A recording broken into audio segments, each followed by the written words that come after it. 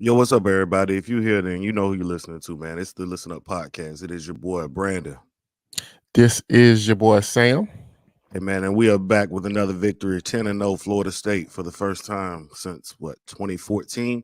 Florida State has done an amazing job. They played Miami. But before we even get into that, Sam, it's Christmas tree on the stoop. It's Christmas tree on the stoop season for one of our coaches that we have a little bit of attachment to. Yeah, we How having you a feel about that, man? we having a session with with Jimbo. Yeah. As a fan base, we seem to have a little bit of attachment to Jimbo we're Fisher. obsessed. Looks like his services are no longer needed in Texas A&M. Yeah, I mean, I thought once that quarterback got hurt, I thought it was on the table for him, man, because I was like, I thought that quarterback was going to be able to save him, get him to 10 wins, which I think would have been enough to give him another year. But once that quarterback got hurt, I thought it was a wrap. But it's interesting. I wonder what Jimbo going to be doing next. I don't know. That's interesting. I don't know.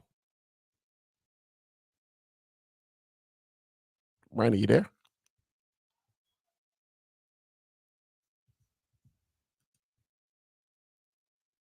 I guess Brandon is paused. Okay.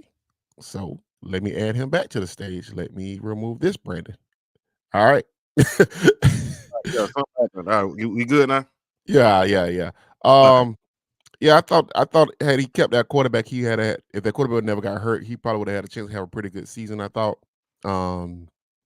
Once that quarterback got hurt, it was pretty much a wrap. And I'm curious what he's gonna do next year. I am kind of curious. I think he'd be good on TV. Definitely. I actually would like to see him as an NFL offensive coordinator, to be honest with you. But Mhm. I'm curious what Jimbo will be doing next. Jimbo gonna be right up there with Dan Mullen. Yeah. I mean, I Yeah, wouldn't mind it. Jimbo Jimbo's Fisher really gonna do. good on TV. Yeah, I agree. Jimbo finna Dan Mullen himself, and I think he should do that for a little while. I mean, Yeah. again, I think Jimbo is a really good coach. I don't think you can win a championship without being a good coach. So, Right. you know what I mean? I I think think these coaches, I think what people fail to realize when people be talking shit on these coaches a lot, because I saw yesterday people fired up the James Franklin's overrated, and as soon as the coach lose, they overrated, they not good, whatever. Mhm. It's very hard to win a national championship. It's very hard to win 10 to consistently put up 10-win seasons and things like that. Yeah. And in modern college football now, like back in the day, you used to be able to win 10 games and then have seasons where you would win 3 and 4 games as you rebuild a program back and win 10, 11 games again. Like the Joe Paternos of the world used to do stuff like this, Hayden Fries. I'm naming some old coaches, but this is how it was back then. You would just build a Mhm. program for 15 years and you would have little Evan dips and flows of the program and come back up. Mhm. Nowadays, people want to fire you when you win 9 games. People want to fire you when you win 10 games. And like even in Jimbo's situation, in his circumstance, was he good at Texas A&M? I don't particularly think he was that great at Texas A&M at all. I thought he had Nope. two pretty good seasons. They won an Orange Bowl one year, and I think the first year he was pretty decent. Um, he beat Bama one year, and I think that it's hard to recreate the magic of winning national championships. And I think a lot of people think it's easy and it's hard. Like I It think, is extremely hard. and I told people this because when we talked about Dabble, I was like, man, if you win in 10 games every year and then you've won a national championship in 5 or 10 years, that's a pretty good coach. But those guys don't last forever. Like those guys come and go now. It's not like back in the day where a coach stayed at a school 20 years, man. You know what I'm saying? So if the goal is always national championship, which that seemed to be the goal now at every program now, if you're not winning that championship, the coach got to go. The coach got. I mean, you got people that's mad at Mark Stoops right now in Kentucky, which is weird. Like you're Kentucky, like take your 7, 8 games a year and be happy, But yeah, it's college football is a different beast and a different animal now. It's kind of weird, almost like where we're at with it. You know what it is? I think with the portal and with a lot of things that's happened, that's transpired, everybody feel like they got a chance at a national championship. And if Right. we're really being honest about it, it's still the same. Like 10 teams that still got a chance at that championship Yeah, every yeah, year. we did it one time on the pod. We did it was like 12 teams that we said Yeah, could do it, yeah, consistently, yeah. and even those teams can't be consistently great for like, dude. Only Bobby Bowden and Nick Saban, only and those two you know coaches. what it is, and that's what it is, right? I think they look at Bobby Bowden doing it for 30 years. You know what I mean? Or Right. what? And Bobby 15 was only seasons in the good top for, five. and Bobby You know was what I only mean? good Like for what, 15 of 30? that's correct. Yeah, but they look at it and say, okay, that can be replicated Right. when it's just not the same. Like college football is different. The Right. parity is different. Right. You know what I mean? Like there was a time period where it didn't matter what team Wake Forest rolled out there, they were never going to beat Florida State. You know Right. what I mean? The Louisvilles was never going to beat Florida State. Right. There were certain many teams just because there was that much of a advantage between what Florida State had at talent wise, and what Louisville and what a Wake and what a Pitt and what these other teams had. Well, at Coaching this wise, point, man, you yeah, gotta exactly right. remember They didn't for a care. Yeah, long those teams for a didn't even long care. Pitt was a basketball school for the longest. They yeah, never cared. They even decided to invest in their football program. Well, now right. they've invested in it. These pro football programs are generating the revenue for the other programs in the school. So now these coaches are, I mean, these schools are now looking at it and saying, we got to put we have to put more emphasis on our football programs because that's going to be our money maker.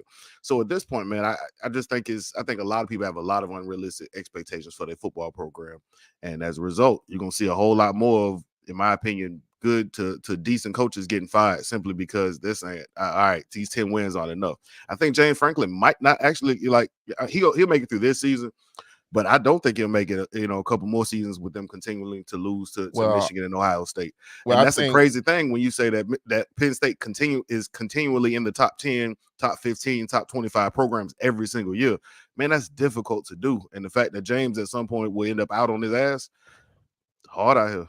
yeah, but I would disagree with the Franklin thing and the only reason I'm gonna disagree is because I think those Big Ten schools actually understand who they are, right? Yeah. Like I remember when people were talking about firing Harbaugh when he was at Michigan, they was giving Harbaugh extensions at Michigan at that time. Like Yeah. those Big Ten schools believe in having a coach there for 15, 20 years. Like they do. They keep coaches there forever. Like the Iowa coach, he's been there forever. You know what I'm saying? And he gives them a good season, once every 5 or 6 years. So those Big Ten schools, I think, get it. I think these teams in the South are like really maniacal and kind of crazy at certain points. You know what I'm saying? Um, I don't blame Texas A&M for firing Jimbo because if your goal is to win national championships, I don't think he was ever going to get you to a place where you're going to win a national championship. But what coach is going to get Texas A&M to a place where they can win a national championship? And that's where I talk about like the unrealistic expectations. I don't know if they're getting anybody who's getting it. Well, I would disagree. I mean, and the only reason I'm disagreeing because I think with Texas A&M, you are sitting in a recruiting hotbed, right? You're sitting in a place that you can get really top players. Now, you do got to beat Texas and LSU out for most of those good players, right? But at the same time, if you do hire the right coach that can get all that stuff organized all at the same time, Jimbo showed you, yeah, you can recruit top 5 classes here. Now you just got to get a coach that can organize that and put the But product on Jimbo's the a field. special recruiter, though. You know what I Yeah, mean? Like I'm saying, you're gonna have to you are replacing one of, in my opinion, the top recruiters in college football. All right, unless you tell him you bringing in another top recruiter in college football. I don't know if Texas A&M go X's and O's their way up, you know what I mean, Well, I into a think championship if that's what they're well, saying. I think you start with trying to get Dan Lanning from Oregon, right? You're not getting that. Or you try to go get Elko from Duke. You I start can with see those that. 2 guys. The thing with Elko, though, it's one thing to win at Duke, and I'm not saying it's easy to win at Duke. That's hard to do, but It's different expectations you at got to Duke. recruit differently at Texas A&M. Can he do that? And is you gonna give that coach time? But maybe you get to a point where you're like FSU, where you say, just give me a coach that we like a lot, right? Give me a coach that we like, that we like, that he's gonna keep a good workflow in the building, that we're gonna like to be around. And maybe you say, recruit at a top 15 level and coach the hell out of his kids, and let's see what we do every 3 or 4 years. I think with Jimbo and a lot of those Saban guys, man, they burn hot, man. They're difficult people to work with. The Muschamps and those people are difficult people to work with. You know what I'm saying? So We'll see. I mean, I don't blame Texas A&M. I don't. Cause I feel like if you willing to throw up 70, $60 million a year in your college football program, you throwing out what recruiting classes for $5 and $6 million. You throwing out that type of money recruiting. I got to at least make it to the SEC championship game 2 out of 4 years. I got to make it there. Like, Oh yeah, yeah, you know what I'm yeah. For saying? what Like, they're that's not paying, they did crazy. not get return on investment at all. Yeah, Right. I got to at least make it to the SEC championship game a couple times. 100%. Yeah, Right. So you can't tell me Georgia can do it, but we can't do it here. You know what I'm saying? So, and it's just gonna get difficult, yeah. right? 'Cause now Texas is there, now Oklahoma's there, so it's about to get harder now than it was before. So, you're gonna need a coach that can do a little bit more developing and a little bit more better product on field. You know, it's kind of crazy because they had Kevin Sumlin, which he was kind of doing pretty much what you would want at I mean, you want to get into the numbers, Yeah. Jimbo Fisher has been worse than Kevin Sumlin. Yeah, I mean, Sumlin's actually developing guys and putting them in the NFL. Like these last 2 years out of Jimbo with NFL guys hasn't really been great either. Okay, so yeah. Anyway, so I mean, and before we dive in, I promise you guys, we just letting people come in, but we gonna definitely dive into this in the Florida State Miami. And lastly, I see you got your Jags hat on, man. We played the Niners today. You the NFL expert. So tell me what you feel about the Jags Niners. Man, I like the Niners because I'm a big Shannon fan. I I'm know a big that. Shannon guy. I'm a Shannon guy. Mhm. But I'm gonna tell you this is a bad matchup for 49ers because Jacksonville is really really stout run defense on first down. Yeah. First down, second down. And I actually think Trevor's actually this back half of the season, I think he's actually gonna start playing better. The only problem is Trevor has a problem and does have a problem when they play teams that's primarily zone teams. So when teams are like heavy zone, Trevor Yeah. he has a problem with that. Like that causes him issues. So Yeah. He'll overlook a safety and throw it in, you know what I mean, and yeah, never looked yeah, at that safety. Yeah. He'll do yeah. that. So I'm kind of concerned. I think the Niners are gonna win because they're really desperate today. Like they really, really desperate to win a game. Mm-hmm. But I wouldn't be surprised if the Jaguars really make this a real good game. And I think Niners going to win like 24-17 or 20-17, something like that. But Yeah. I do think the back half of the schedule, I think Trevor's going to start putting up some big numbers. I think the offensive line now is going to be solidified for the rest of the way, and I think he's going to start playing really, really good. Yeah, my only worry is I think the Niners win too. I just think that that defensive front is gonna really cause a problem with the Jaguars O-line. But you know something I will say about the Jags O-line? Every time they play against a stout defensive line, they normally play good. Like they don't really I don't like know though. The Colts Pittsburgh. seem like they killed. You're right. They did do a good They job played good against Yeah. Pittsburgh. Who was they play against that was had a pretty good front? Man, I don't forget schedules. They play against somebody. I know the team. But I know too, normally the teams that I thought like, oh man, we're gonna have a problem blocking these guys. They come out and block them. I'd be like, okay, well, all right. Well, if they can block them, then I believe Jags win. You know what I mean? But, right. But the problem is the 49ers defense, I think they played so bad these first couple games. Well, not so bad, but they haven't lived up to their reputation the first couple games. And I think they're gonna try to make a statement that they're against a team that's trying to plant their flag. But I tell you what, Jaguars win this game today and get 8-2. We can start talking some crazy talk around here.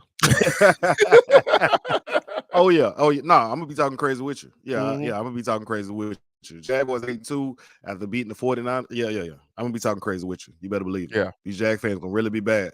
I know Yeah. some media personalities had some long weeks. You know what I mean? Had a long week this week by disrupting the Jaguar fan base, boy. They better watch out. But anyway, man, 27-20, Florida State wins. Mhm. It's funny. This game, I got a lot of thoughts, right? But you go first. Tell me what you think. No. You go first. Tell me what. Okay, so then I looked at this game and it felt like Florida State should have blown out Miami and just never did. Like, you know what I mean?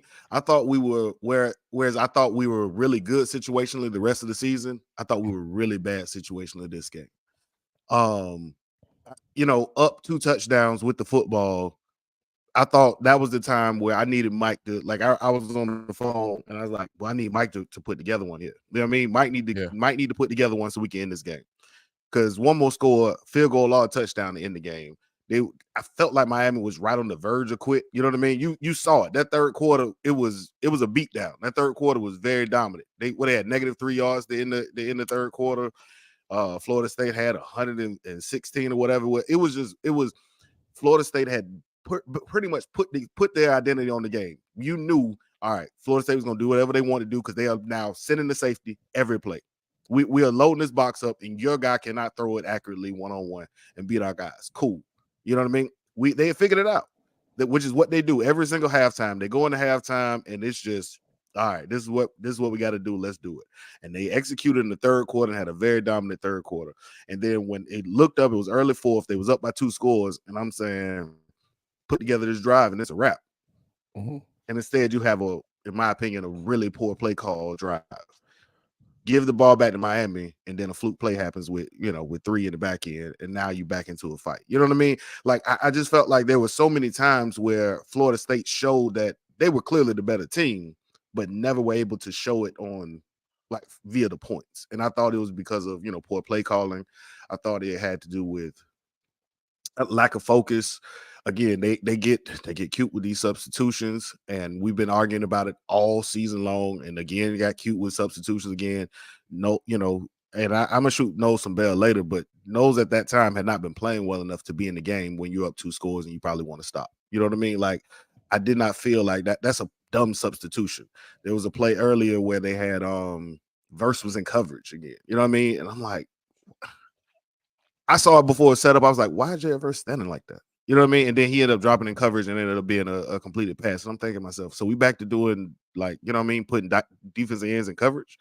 So again, I thought it was a lot of weird play calling on offense and defense, but I never looked at the game and felt like I thought Florida State were going to lose. Yeah, I never felt like FSU was going to lose the game. I think I think where the fanboy in us look at the game and say, how is Miami still in this game? Mm-hmm. Right? How is Miami still in this game? How are we not burying this Miami team? And and I've said this all year, and I'm gonna continue to say this. There's real limitations on the offensive line. That's why you see this cute play calling like this. It's why you see it, because I think Norvell goes into this thing where he's like, man, I don't think we're winning up front. So I got to get tricky. I got to do this and do that. And I don't necessarily think that was wrong, to be honest with you. Okay. I know a lot of people had a problem with the onside kick coming out of half. I didn't really have a problem with it per se, because I didn't either. I felt like I felt like you needed to put some doubt in Miami. You needed to get up a touchdown on them to put some doubt in them. Now, this narrative that get Miami to quit, I watched them all season. If they didn't quit after the Georgia Tech game, probably not going to quit, right? They're playing with a lot of pride as a program. I give Mario credit for that, because they are playing with a lot of pride as a program now. Like they don't that defense don't have, like, yeah, you might beat them as far as like touchdowns and everything, but they do scrap on defense now, right? And that offensive line continues to block at a high level. So Miami's just a quarterback away. Yeah, I mean, if we're just being really honest, like, they're not that far away from being like a 10-win, 11-win team. They're just a quarterback away. I'm just being honest with you. Florida State. You know what's funny? I'm gonna pause. I felt the same way watching the game. Yeah, I felt like a good quarterback in Miami. Now the problem is they don't have a good quarterback. Or Right. a good quarterback coming in, or one on their roster. So they still could be stuck in mediocre unless they can get one. But I guess you could say that too, maybe. But they did play a true freshman. Shakari Brown's a true redshirt freshman. So I don't know. Like, maybe those guys develop into becoming decent quarterback, because I don't think they need great quarterback play. They just need like above average QB play. Like, if you put Mertz on Miami, they'll probably be a 10-win team this year. And I don't think Mertz is great, but he's just above average. Yeah. You He know what I'm won't turn the saying? ball over. He don't turn the He ball don't over. turn the ball over. He'll hit the wide open receiver. You know what I'm saying? More times Mhm. than not. So mine is not that far away. And I know when I came on the podcast, kept saying that week after week, people kept saying 40 burger, 40 burger, 40 burger. But when you watch them, like they having a very aggressive defensive line, very aggressive front. Their linebackers are, I think, athletic wise, when you watch Miami linebackers, I think only Bama and Georgia have better backers than they have currently. When Mhm. you pair them up with the safeties, like they're very athletic, right? You're not gonna like some of the stuff Jordan Travis was getting away with against other teams. You wasn't gonna get away with that. You wasn't gonna get Yeah. away with sliding to your left and rolling back to your right against those backers when they get on you. Like, nah, Yeah, they like were running. They were running Jordan down. yeah, Yeah, and it was why his awareness looked off. As crazy as it right, is because because it was his mental surprising clock him. was different. Yeah, It was yeah, his surprising mental him. clock was different. But Yeah, he was getting away with that all season long. You know what yeah, I mean? Doing it. So he thought in this game it'd be the exact same thing. Okay, I know that pressure coming, but he ain't got there that quick. right. No, in fact, no, this dude is better. Is an upgrade from the other players you played against. So Right. yeah, he did get there that quick. And I thought it really messed with Jordan Travis's just pocket presence. Yeah, and I okay. I don't think Jordan Travis is a bad quarterback. Okay, but there are clear limitations there when it comes to being a pocket quarterback. If you don't put him in clear design runs, sometimes he acts like he don't know when to run, which is kind of weird to me sometimes. But I get it and I don't get it, I guess. So I th- I I don't get think it at all. yeah, I think He that he my has regressed as a runner. I think the thing that made Travis so I special don't was think the he fact that regressed. no, I mean like the mental aspect of when to run. Like early on, he always ran, and you was like, you got to throw some of those. And now it's almost like he said, all right, he's gotten programmed to where I have to, okay, no. I'm running too much. Right. Receivers make plays.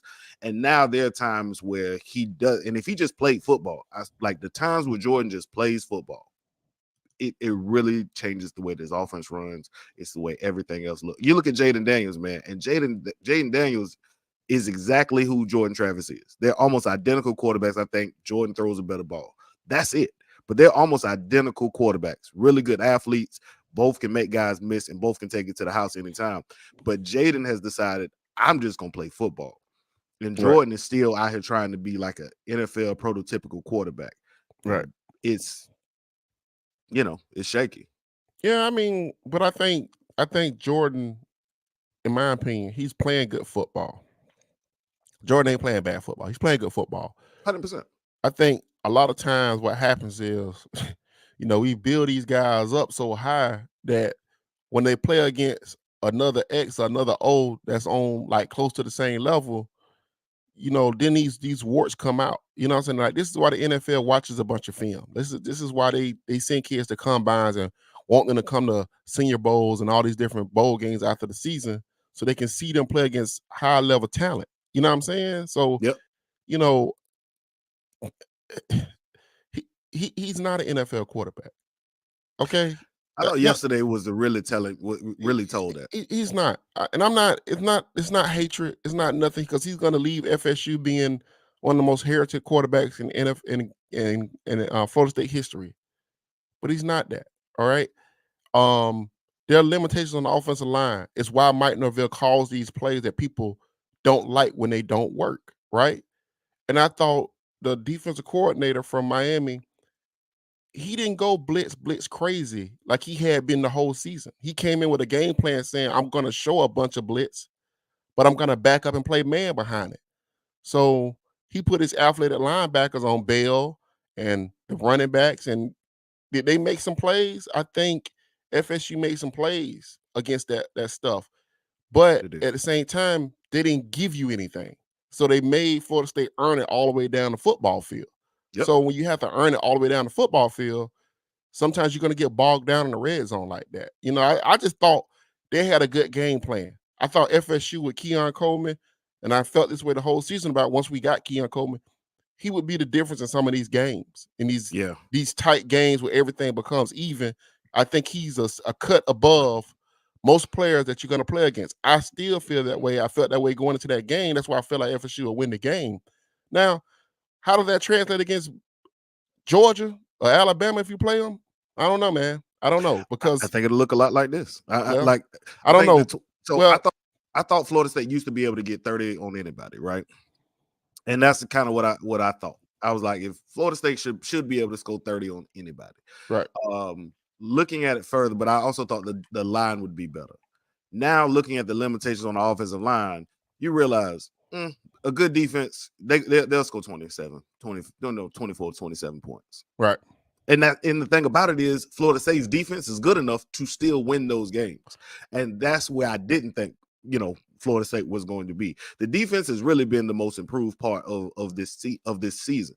They right, go into halftime and they make amazing adjustments and stop whatever it is you had success in early on in the game. Like right, Miami came out with that game plan of, all right, we feel like our offensive line can win against Florida State's defense line. And they really did. They ran the ball very well. And then Florida State was like, all right, well, let's put it into that. And we're going to crowd the box and we're going to make them throw, which again, in my opinion, I thought should have been the game plan going into, but whatever, right? So they get to halftime, they make the adjustment and basically bring the safety every single time. And I love it. You know what I mean? Like, so that ability for them to make changes and also shut down what you're doing well, I do think translates well to, all right, they are going to play. If they make it to a playoff, they will have to play a Georgia or a Michigan. And I said, all right, well, get into a slugfest, see what happens. But like you said, you got a Keon Coleman, who that one person makes such a right. big difference in your game. Because again, offensively, it wasn't his greatest game as a wide receiver.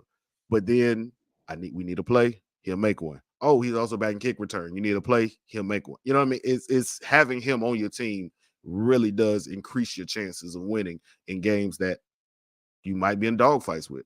And I do think Florida State will, have a dogfight coming up again later on this season, either in the ACC championship or in the playoff. Well, I think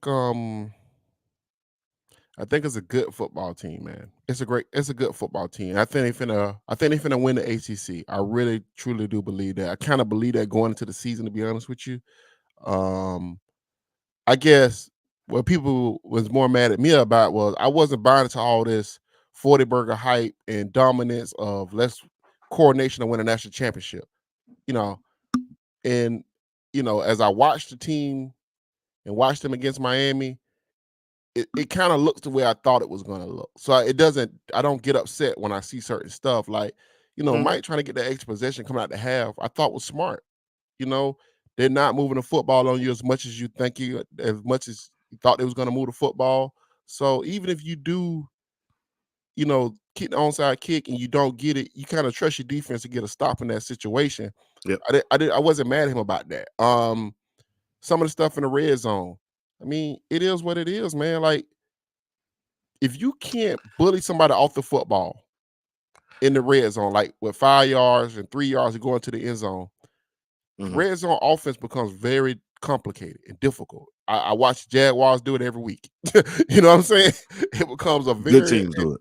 yeah, it becomes arduous. Like it's irritating. So Shoot, we watched LSU get stuffed against Gators last night. You know what I mean, right on the 1 inch yard line. on the So 1 and 2, yeah. I mean, if you yeah, don't like have clear advantages on the offensive line against the defensive line, it's gonna become a problem. So I'm not really. I think the season to me is going the way I kind of saw it going. mm. Um, Oh no, it ain't going the way I thought it. I mean, the I mean, fact I that know what Florida you State is, thought. I didn't have Florida State being undefeated. You know what I mean? Like, I think it's going better than what I expected it to be. Right. I I think you also mean, had them losing one game as well. So yeah, right, but I mean, when you look at the teams that they played, I don't think they played a team that had more talent than other than LSU, in my opinion. I thought LSU had a little bit more talent, but then LSU defensive, Miami again, according to the rosters now, Miami had more talent, LSU had more talent, and Clemson had more talent. I think, but we knew Miami talent was really, really young. Like we knew that. We knew that Okay. they brought in a great recruiting class. That's a young group. Um, LSU, we knew LSU. I thought LSU was more talented, and but that back end of LSU, that defensive backfield is terrible. I mean, they're Right. terrible. I mean, they just gave up 35 points to Florida again. So Mm-hmm. I think FSU is right where they need to be at. I think they're going to win the ACC. I mean, is Louisville going to be a tough game? I think it'll be a pretty tough game, but I think they'll beat Louisville in an ACC championship game. You know what I'm saying? Listen, this team is not losing to Louisville. Right. Like it will be again. I think it'll be a game. It'll look a little. I don't say a lot like Miami. It'll look a little bit like Miami from a standpoint of again. I think going into half, Florida State will be in a with any good team. You know what I mean? Florida will look a little bit like, you know what I mean? It'll be a little bit But of a fight in the halftime. and that's purely because of the line of scrimmage. It's not saying Yep. Florida's got all these great players or this team Nope. got all these. No, it's just a pure line of scrimmage thing. I think Yeah, you're gonna give up a FS, sack. Yeah, you're gonna give yeah, up I something think that's gonna kill some drives. Yeah. yeah, FSU offensive line, it I like I said, I don't think it took a step back. I just don't think it took a step forward this year. It's the Mm-hmm. same line that they had last year. So they do some good things sometimes. Then sometimes they whiff on a lot of blocks or they can't move a guy off the line. So and it happens against teams that got good defensive line. So that's gonna be the problem. You know what I'm saying? So that's something that if you're an FSU fan looking forward, projecting forward, I think recruiting in the trenches, they got to take a different step there. They got to recruit a higher level guy on the defensive tackles and the offensive line in the next couple classes. They got to take a step forward here because I don't Yeah. think you're going to be at a portal a national championship offensive line here. I think you got to recruit that, you know. So we'll see. But I think Listen, you got a man, good enough roster to win the ACC this year and next year. 100%. Right. Yeah, 100%. Right. Yeah, because I honestly think Tate, and in my opinion, Tate is going to be the starter. In my opinion, I think Tate will be able to run this offense, and I think at times it will look better than it did this year, just because I think Tate may have a very good understanding and just a little bit trying to figure out, may not have the pressures, you know what I mean, that Jordan came in. Like Jordan came in with a lot of hype when he's never had hype before. He came in with a lot of expectations when he hadn't have that, have to have But Jordan's been expectations. good this year, though. No, He's Jordan's been good. great. I'm Yeah, just again. This is not a shot at Jordan. I'm just saying I think the offense will at times look a little better in my opinion. But listen, man, at the end of the day, Florida State is top 5 recruiting right now. Right. I don't want to talk recruiting, but that's where they are. You know what I mean? They top 5 recruiting with a class that looks like it could get even better. They are currently number 4 in the nation. You cannot argue for a better season right now. You know what I mean? Like if going into the, going into the regular season, you said Florida State would have been 10-0, they'd have the top 5 recruiting class. This is where you would want your program to be. Right. We would take it 100%, regardless of whatever happens in the, in the future. It's right now, we 2 weeks from the end of the season, and Florida State right now has literally whatever they want is in their hands. It's a perfect place to be. They have their warts, but again, looking around college football, everybody got some warts. Listen, Georgia comes to play, and Georgia's got a very good team. They've recruited well. We know they're a tough team. Alabama is showing the ability that, hey, Nick is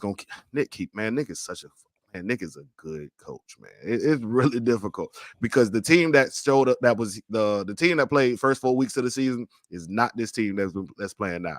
Like Alabama looks just as good as Georgia right now. I don't know if y'all watching these games, but they are just beating the hell out of teams. And that quarterback who they had benched earlier has come back, responded, and is now playing good football.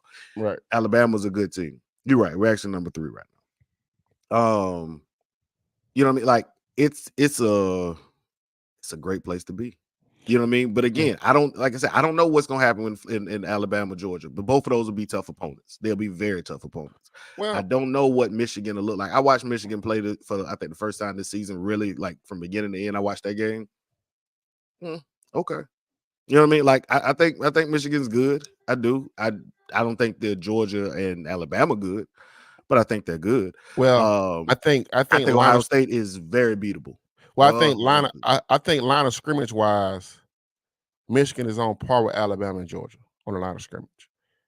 I mean, but and the only reason I say that because Michigan can say we're not going to throw the football this half, and they will constantly churn out 5 yards per play. Like they will constantly churn those yards out, and they will hold the ball for 13 to 10 minutes, in a quarter. You know what I'm saying? Like so, Michigan. Why? And this is something that I was talking to somebody about this other day ago. We were talking about football, and I was like, it seems like for fans and the media, if a team is not scoring a bunch of points, then we say, "Oh, that team's beatable." But we don't ever take into consideration a team with a dominant defense and a dominant offensive line that can possess the ball for 30 minutes a game. That can literally say, hey, we're gonna take this ball for 35 to 45 minutes a game, and we're not gonna give you 8 possessions. We're gonna give you 4 possessions, and you better be perfect for 4 possessions. Like, so that's what Michigan does. Like, now, do you think that's gonna translate when you play Alabama or You're Georgia? not running the 33 straight times against Alabama or Georgia. Right. Now, hell, I don't even think they can do that against us. I don't know, because Again, we'll load the box. Again, one thing about Florida State, first of all, has the talent, and they will make the adjustment to say, all right, we saw it yesterday. The line was getting dominated. We watched their defensive line I don't want to say dominated, but I they think were getting beat. The difference, Brandon, I think with Michigan, when you talk about Michigan and Miami, is Miami do have true freshmen and redshirt sophomores that's playing their offensive line and defensive line. Michigan has 4-year juniors and 4-year seniors on the offensive line and defensive line that's all starting. Like, they don't. I guess my point is they can hit a different level than what even Miami could hit in the trenches. So that's why I say, if you played against them, I do think Florida State could play with Michigan. I'm not saying they can't, but I'm saying that'd be a different type of physicality that FSU hasn't played against. You know what I'm saying? Even when you 13-10 type of win, you know what I mean? Right. Like, points gonna really be at a premium. Yeah. They can really get to a place where they'll just, if they need 10 yards, they'll just get 11 and hold the ball for another 5 more minutes, and then get another 11 and then hold the ball for another 5 more minutes. You know what I'm saying? And they just really suffocate you. Now, if they play against Alabama, Georgia, that's not Alabama and Georgia is so deep on the defense line and offensive line that it's not going to scare them. But it does worry me because we don't have a healthy offensive line, right? I think our defensive players are pretty good. They make plays in big spots, but Jared Verse don't really take over games in big situations like that. You know what I'm saying? He does some good things, but I don't know. I don't know. I don't know where you kind of look at that and how you rank that and how you measure that. You know what I'm saying? Yeah. It's tough to measure. Yeah, I agree with that. Let me ask you this then. Like, I mean, watching this Florida State Miami game, what impressed you about Miami a little? Because I found some things impressive about Miami. I think Miami's just sound. They're just a sound football team. So they kind of they have a plan. They stick to that plan. And I think something else I would say about Miami that looks different than they have looked in the past, they don't get too high or too low anymore. Like, they don't ride the waves of emotions anymore. Like, they really play the next play. Like, I think Florida State and Miami is on like a real crash course in the next couple of years, these next 2 or 3 years. I really think they're going to be fun games. Yeah, it's going to be like these top 10 matchups constantly because, I mean, it's like I say, it's fun to make fun of Miami. I love to do it, but 100%. They do some things, and I think those coordinators he got, even though I don't think they're great, like big name coordinators, I think they're the type of guy that'll be around for Miami for a little while. So I think that program is going to constantly grow. I think Norvell, and then another part of it was, I know a lot of FSU fans, like Miami FSU brought a lot of recruits in. I don't know if I'm Mario, I feel pretty good walking out of that stadium after all the recruits watching that. I feel like if I'm him, I'm just saying, if I'm him, I can go say, he can spin it. Yeah, a good recruit. Yeah, you can spin that. Like, I can say, okay, well, they did some nice things, but we not too far away. Yeah. I think that's kind of how he's going to look at it. But I think at the same time, FSU have an offensive coach that I think in this offense, if you want to come play in an offense that you're going to catch the ball and get touchdowns and have a fun offense, Florida State is kind of where you want to be at, right? But I don't know, man. You look at them trenches, man. Florida State got to take a massive step there because Mario is he is loading up in those trenches, man. He is loading up there, man. I mean, he is loading. He's loading up in that area. The problem is, though, you got to get a quarterback. I don't care how good their trench play is. If they don't find a quarterback, then they're going to be exactly where they are next season. But I think it's easy for you to grab roll out there with TVD or even that kid. That kid can't throw. Like, which one? The Williams can't throw. Man, that ball he threw to George, he threw like 2 balls to George I thought was like really exceptional throws, like especially that one that went for almost a touchdown when he split between number 3 and 23. No, that was a horrible throw. Really? That should have been picked off. Bro, if If Kevin Knowles don't play, if Kevin Mahomes, Knowles don't Mahomes do shit like that all the time. I mean, that's a great throw. I mean, the safety needed to play the ball better, but he put that ball in a tight area, man. That was a pretty good throw. In my opinion, it was a desperation throw. It should have been picked off, and at least if we have to give players credit for making plays. I watch Trevor spread the needle like that all the time, every week. I don't know if that was more intentional or if it just happened to work out. You know what I mean? Like, I didn't look at that play and said, "Oh, well, he dropped a dime in." I looked at that play and said, "God, are we dumb?" You know what I mean? Like, Fincher and Cypress played it poorly. I thought Fincher and Cypress played it poorly, and I thought 3 was absolutely. I don't know what the fuck what Noles was doing. I'm gonna give credit for putting the ball in the tight area. I'm gonna give credit to the quarterback for putting the ball in the tight area and the wide receiver catching it. I'm gonna do that. Now that's what I'm gonna do. I'll give credit what I'm gonna do. That should have been picked off. That was not a good throw. That was a pick.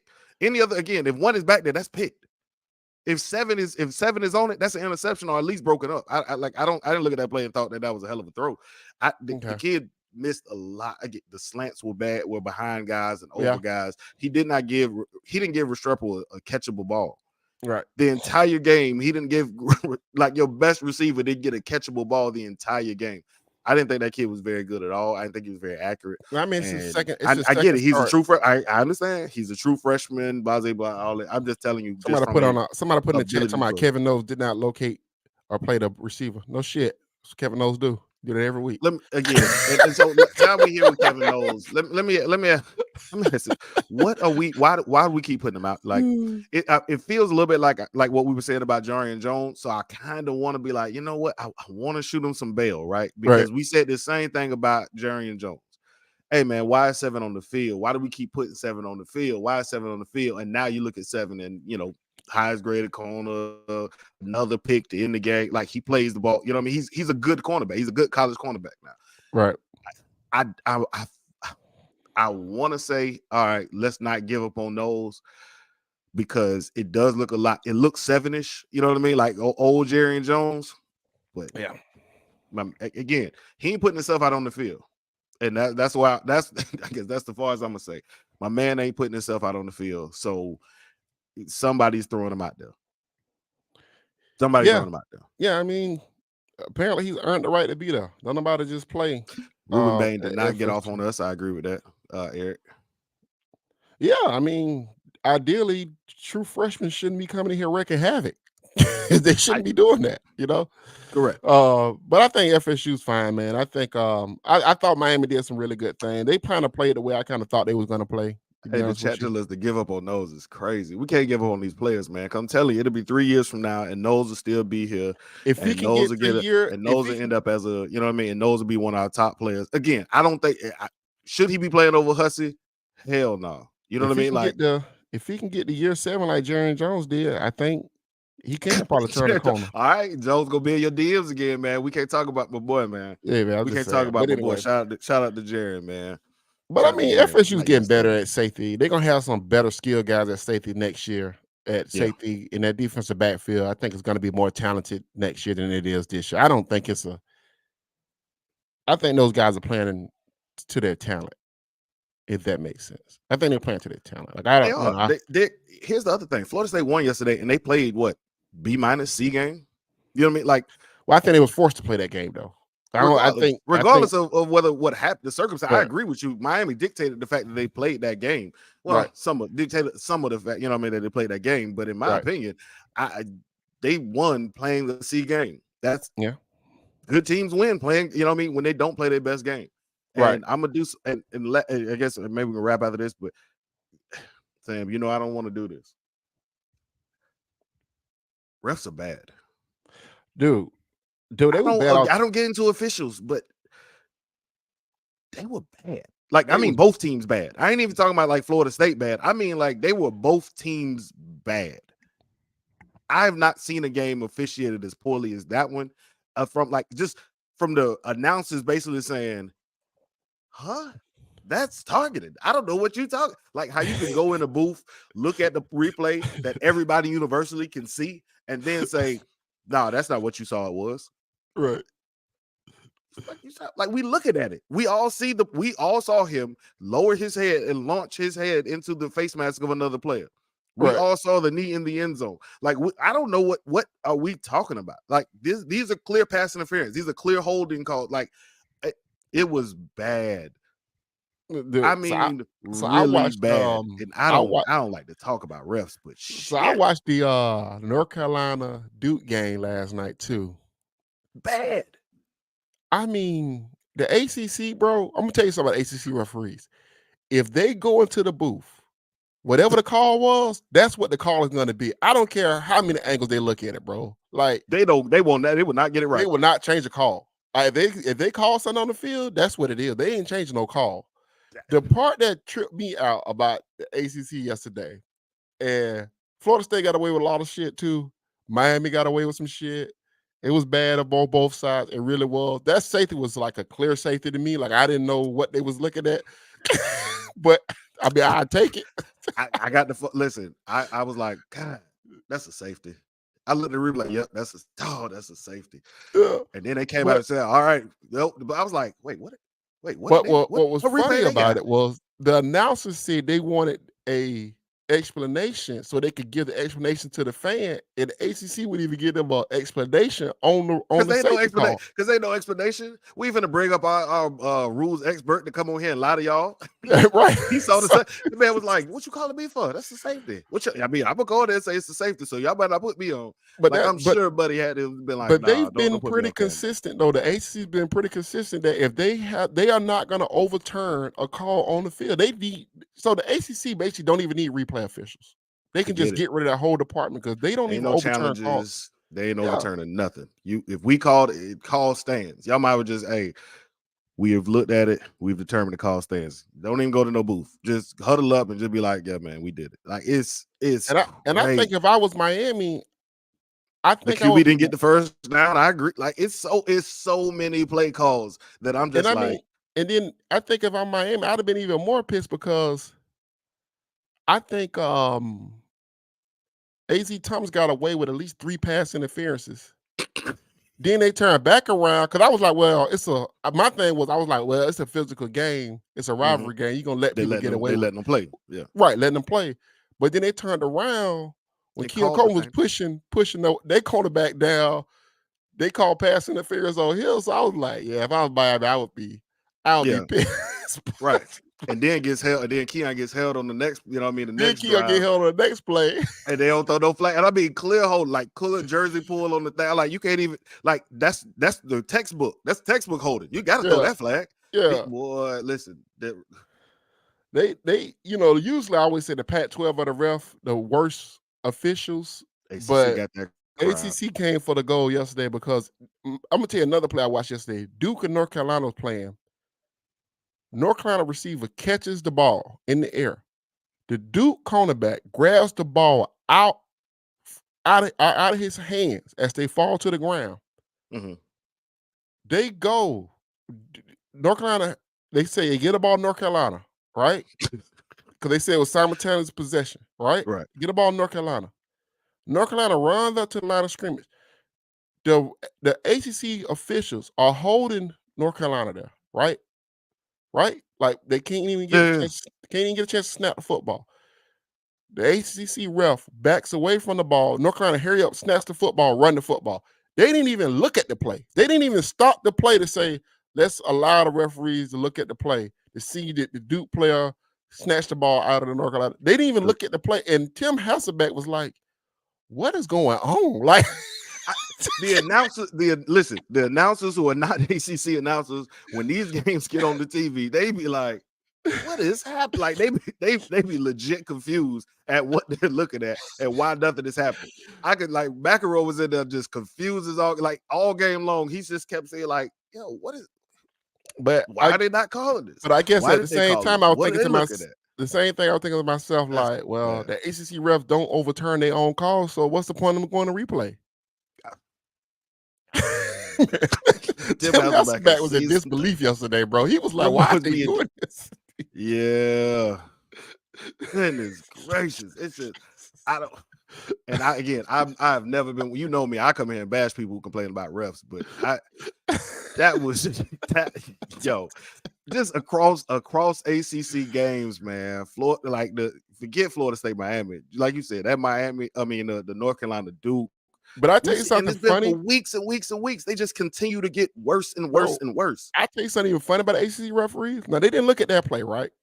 But early in the game, Drake May hits Tez Walker for like a 60-yard bomb. Tez Walker running straight down the field, 60-yard bomb. They stopped the play to see, was it possible that he stepped out of bounds on the way down the field? And that's been 40 minutes. And that's been 40 minutes doing that. They spent Instead of 30 getting minutes looking at that play. But you didn't even look at the play where the DB and the wide receiver was fighting for the ball on the goal line. Like, I'm It don't make sense. man, dog, they are terrible, man. Say, when was the last time you seen the ACC refs do a measurement? And you know what? I don't remember the last. Like, as he said that, I started like I'm reading. I'm like, they just be eyeballing it. That look right. First down. Like they always know. Hey man, ain't nobody bringing these chains out. This game got to be over with. We ain't bringing these chains out. They don't do measurements. You're right. They just be eyeballing it. Bro, if it's like, close, they giving it. And then Florida State was playing. And then Florida State was playing. No, Miami had the football. This referee is backing up like he's a defensive back. He gets hit with the football.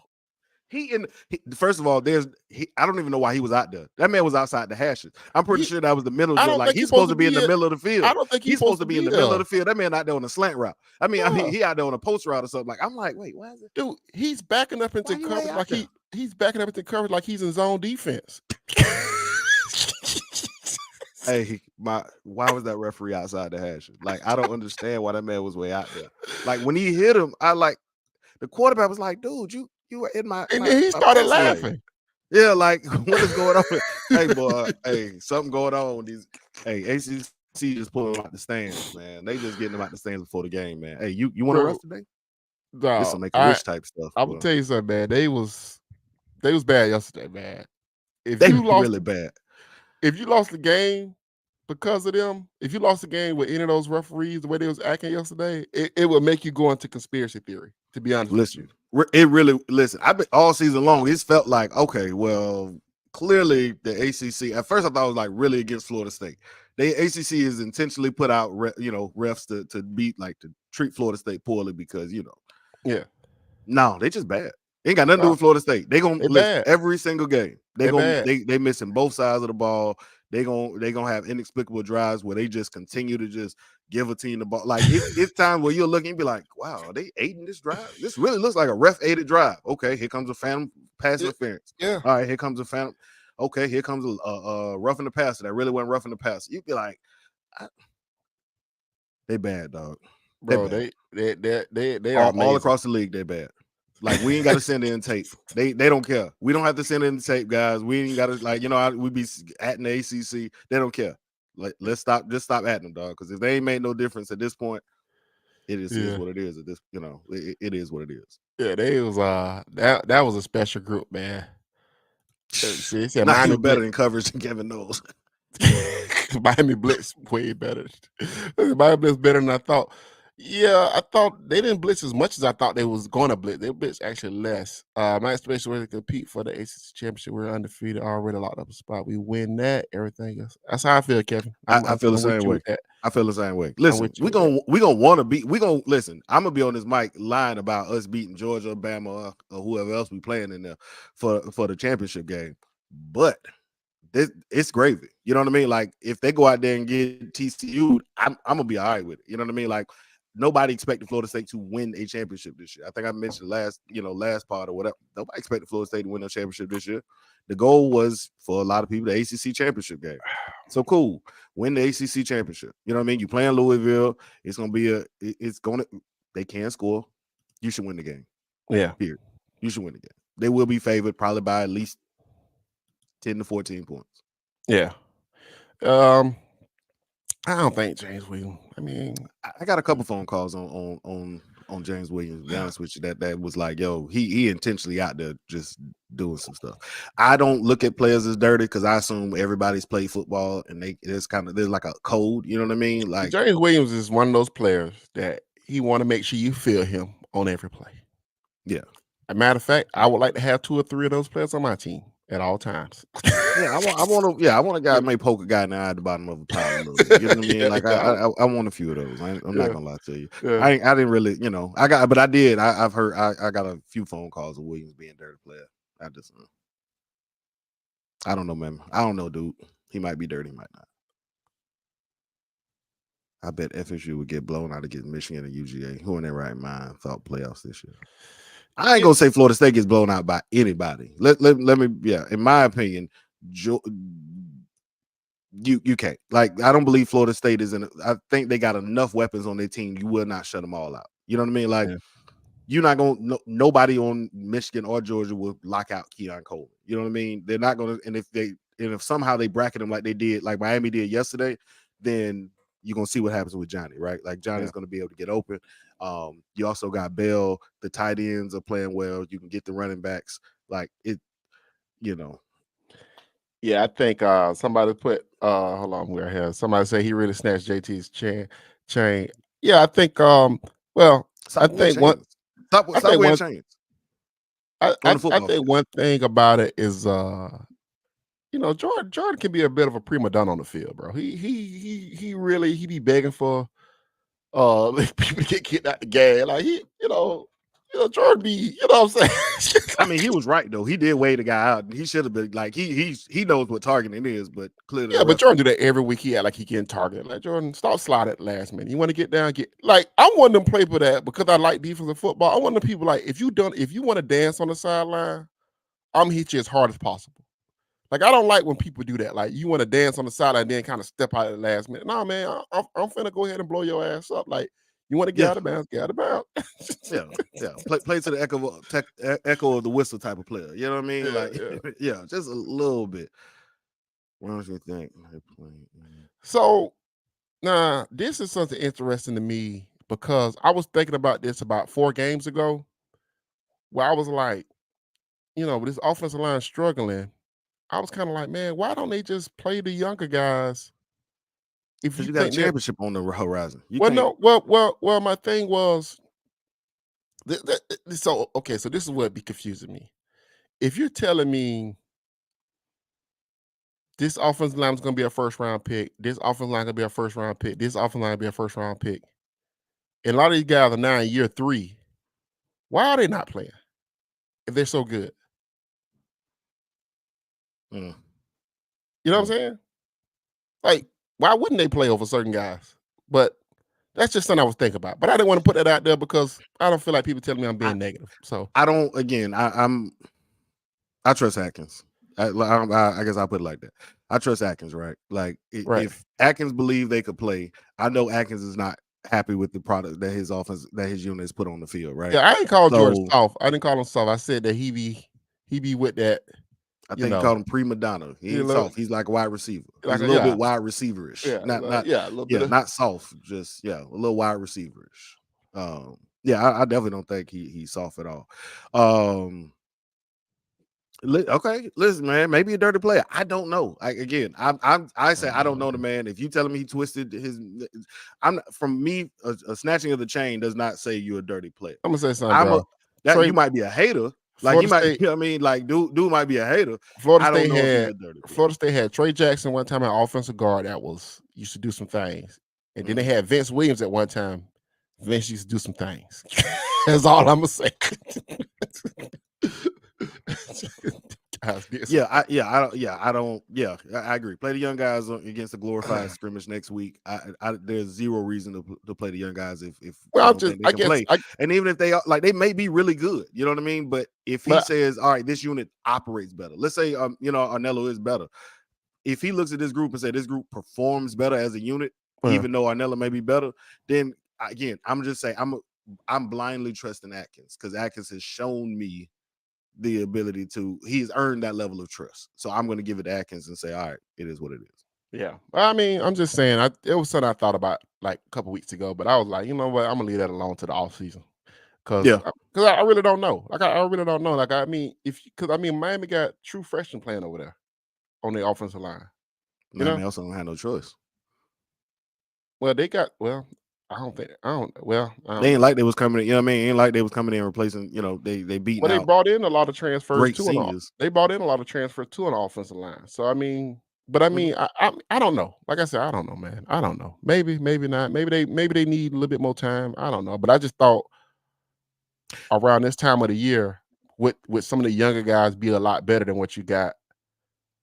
I mean, I'm talking about as far as winning a national championship. I'm not talking about Oh, yeah, winning the yeah, ACC. I'm saying, yeah. could they push you to another level where you could legitimately compete for the national championship this year? That's what I was thinking. But I mean, Mm, it's probably not I can true. see it. So Hey, let's get it. He said Deloach was hooping yesterday. I actually had that in my notes, man. Like, Deloach shows up in these games. You really can tell like it means more to him as a mhm. senior, as a guy who knows I'm in my last.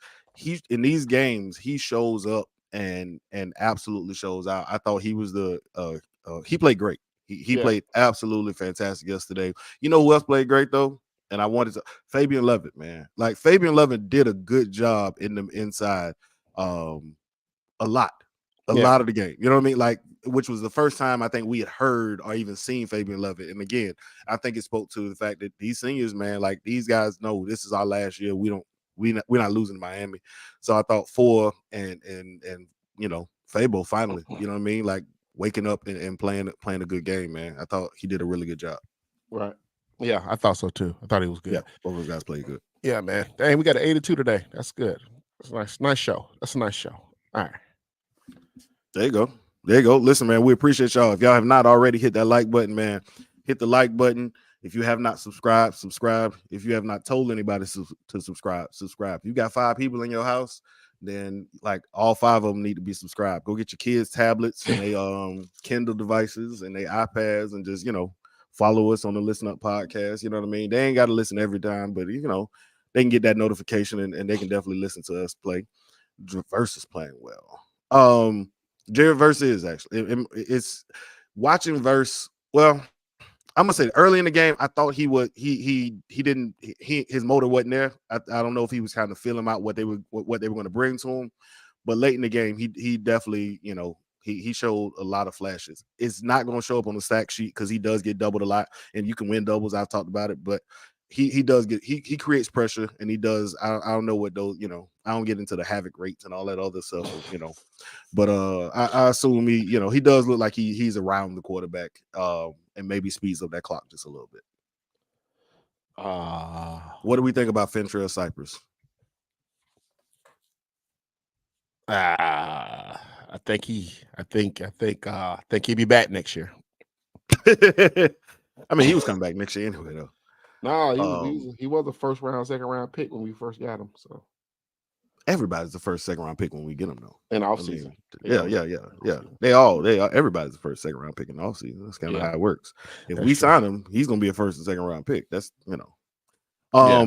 Yeah, I feel the same way. I feel he'll be back next year. I actually think he might be good next year. Yeah, I think he actually might be good. I don't know. Let's see. Yeah. Man, I gotta listen, guys. I'm Gotta not very high. improve. I'm not very high on Cypress. I wasn't very high on Cypress when he first got here. So I mean, he worked really hard. He is a hard worker. He runs hard. He does everything at a high level. But I think talent wise, he kind of Well, I mean, we recruited over top of him. I mean, I hope so. in all I mean, we see what we bringing in. Yeah. I think we're recruiting over top of him. Yeah. So, but we'll see. You know what I mean? He will get the first crack at it. Yeah. Yeah. All right. Well.